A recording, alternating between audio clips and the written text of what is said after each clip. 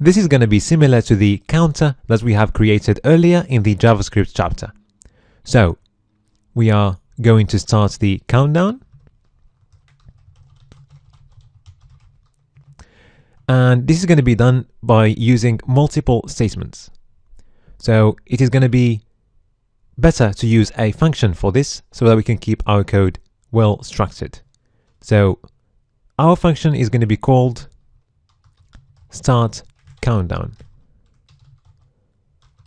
Okay, so we're going to call the function here, but we're going to define our function at the end of the code. So the syntax is function followed by the name of our function, which is start countdown. And then inside curly brackets, we are going to place all the code that we execute for this function. So every second, we want to reduce this number by 1. And if you remember how we created our counter earlier, we have used the function setInterval. And to use that function, we used a variable where we stored the output of that function. So we're going to use a variable action, okay, that we are going to define at the beginning of our code. And we are going to store inside this variable the output of the function setInterval. Okay, if you remember, this function is going to take a couple of parameters. The first parameter is going to be a function. So we're going to define our function here. And the second parameter is going to be the duration in milliseconds. So in our case, we want to execute the code every second. So that's going to be every 1000 milliseconds. Okay. So now let's write code inside the function.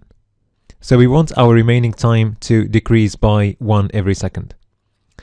At the moment, we don't have any variable related to this number.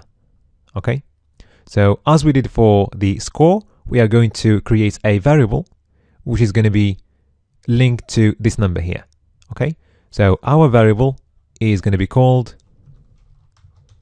time remaining. Okay. So what's going to happen inside this function is that we're going to reduce the variable time remaining by 1. Okay, and the syntax is going to be minus equal sign 1, which means that we are reducing or decreasing this variable by something that is equal to 1. Okay, but at the moment, this variable doesn't have any initial value. Okay, so we need to have an initial value for our variable so that we can decrease it by 1. And the initial value is going to be set when we start our game. So what we're going to do, we're going to go back to the step where we showed our countdown box, okay? And we are going to set our variable time remaining to 60. Okay, because when we start the game, we start at 60 seconds. And also, we are going to change this element, okay, to 60. So we're going to access the inner HTML of this element here and change it to 60. So if we go to our index.html file, we'll see that this element is this span, which has got an ID time remaining value. Okay, so we're going to access this element using its ID. Okay, document gets elements by ID, and we're going to use the ID. And we are going to access the inner HTML and change that to time remaining. Okay. And we will do the same thing after we have updated the variable inside the function. Okay. So if we save this, okay, and start our game, now we can see that our counter is working. Okay. All right. Now, if we continue like this, we're gonna get to 0 seconds, and we are gonna keep going into negative numbers. and that's not what we want. Okay, so we are going to add a check inside the code to see if we have reached 0 or not. Okay, so if the time remaining is 0, so this means game over. Okay,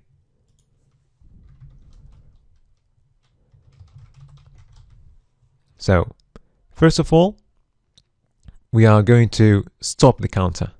Okay, so to stop the counter, if you remember, we need to use the function clear interval. Okay, just like this, clear interval, and the parameter is going to be the same variable that we used with the set interval function. Okay, we can take this and place it in a function. Okay, so that our code is readable. So we're going to call this function stop countdown. Okay, so we're going to call it here, and we're going to define it at the end.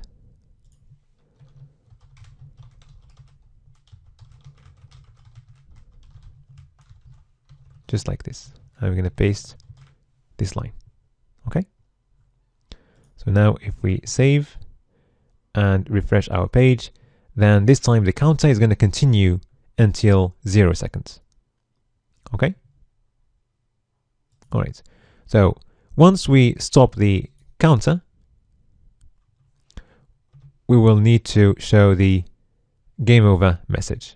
Okay, and to do that, first of all, we need to make this div visible, okay, by changing the display property to block. And also, we are going to write this text inside the div. Okay, so first of all, let's make this div visible. So if we go to our index.html file, this div has got an ID game over. Okay, so to make it visible, we are going to use the display property. Okay,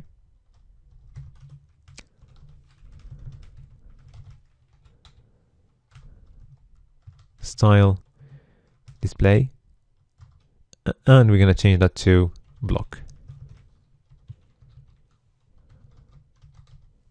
All right. Also, we are going to change the inner HTML of this element. Okay,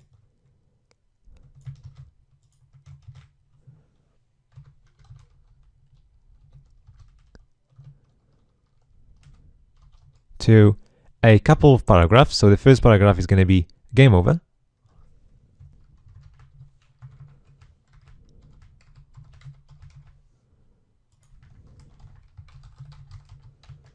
So we shouldn't worry about the uppercase, because in our CSS styling we set the text transform property for game over to uppercase. So anything we write there is going to be transformed to uppercase. So the next paragraph is going to be your score is whatever the score is. Okay,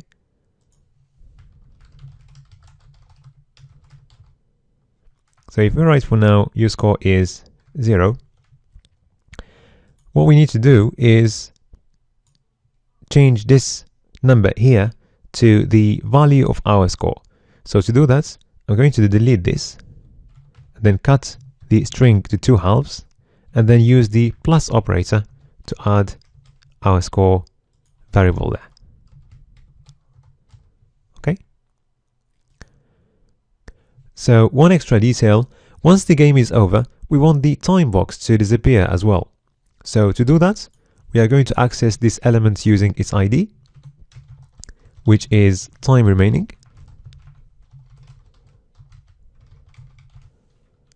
And then we are going to use the display property that we are going to set to none. Okay. Also, just in case our correct box or try again box is there, we want them to disappear as well at the same time the game over box appears. So again, we're going to use the display property, but you would have noticed that by now we have used this display property many times using more or less the same statements. So it would be a wise idea to create a function or a couple of functions, one function to hide an element and another one to show an element. Okay, so we're going to create a couple of functions. First one is going to be called hide, and it's going to take a parameter ID, which refers to the ID of the elements we want to hide, and we are going to make these elements disappear using the display property. So you're going to access the ID of the element using the given parameter, and we'll set the style.display to none.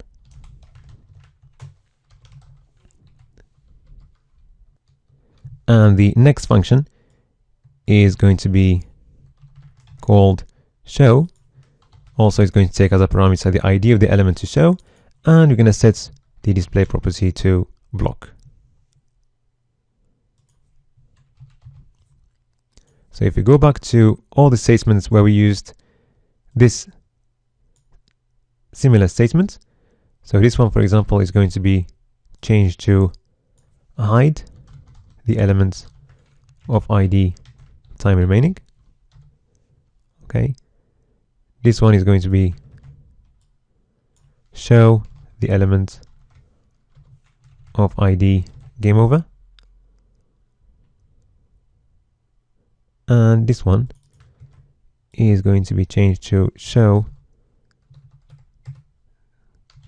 the element of ID time remaining.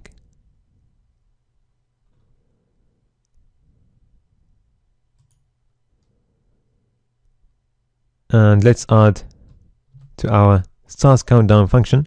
So after hiding the time remaining box, we want also to hide the correct and the try again box. So we're going to use the function hide. First one is the element of ID correct, and then the other one is the element of ID wrong.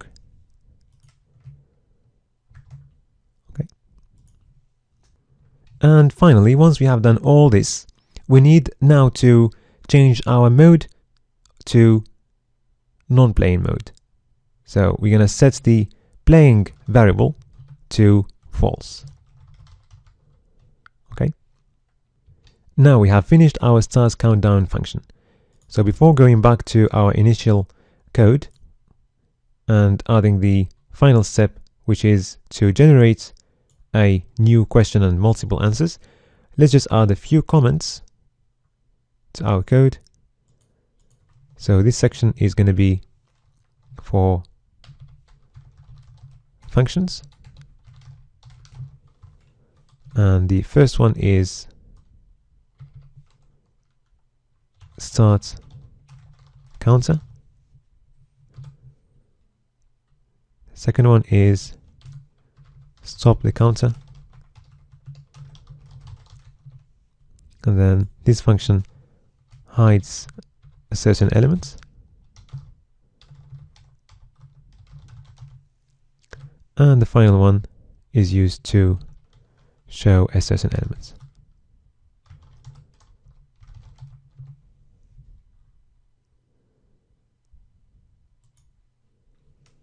So our last step inside our initial code, when we click on the start button and we start our game,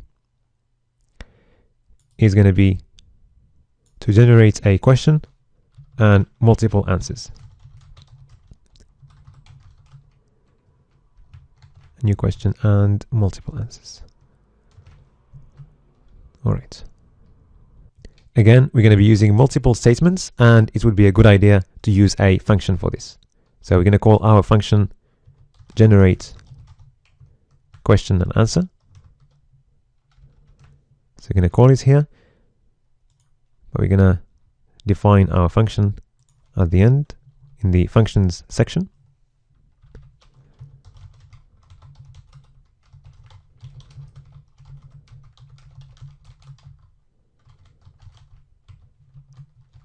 So our function is called generate QA, again curly brackets, And let's write our code inside the function. Just before we continue, let's just try our game and make sure that everything we have done so far is working. So if we click on the Start Game button, first of all, text changed to Reset Game, the time box appears and the countdown is going, and our score is set to 0. Now I'm going to pause my video and wait until this is close to 0 second. Now we are almost there, and now it's 0 second, and we can see our game over div appearing there, and we can see your score is 0 because the score didn't change. But our Start Resets button didn't change to Start Game, and we are supposed to read Start Game here. The reason why is because we haven't done that yet.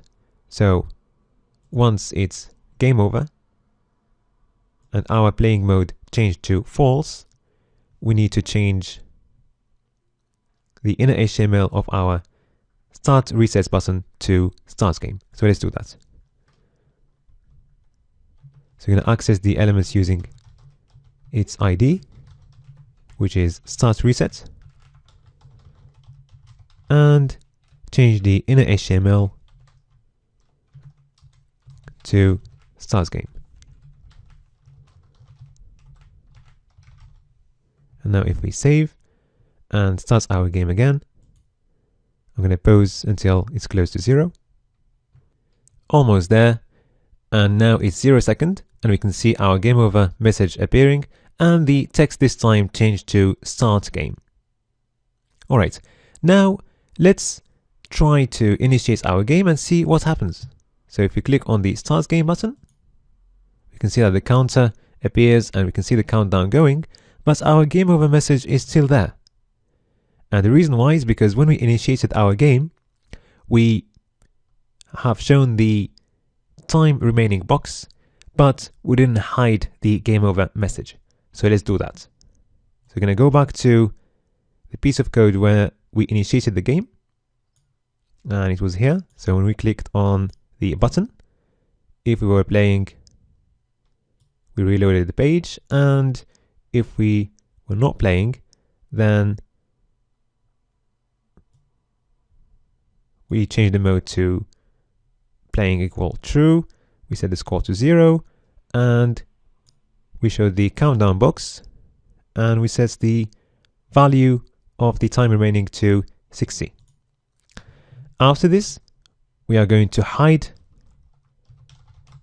the game over box, and to do that, we're going to use the function hide, and we're going to use the ID of the game over box, which is game over.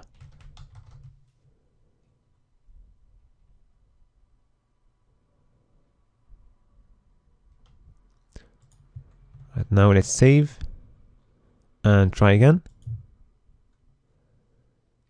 I'm going to pause again. Now the game is over. Okay, let's start the game again, and this time our game over message disappears. Okay, now let's go to our generate QA function and start writing code there. So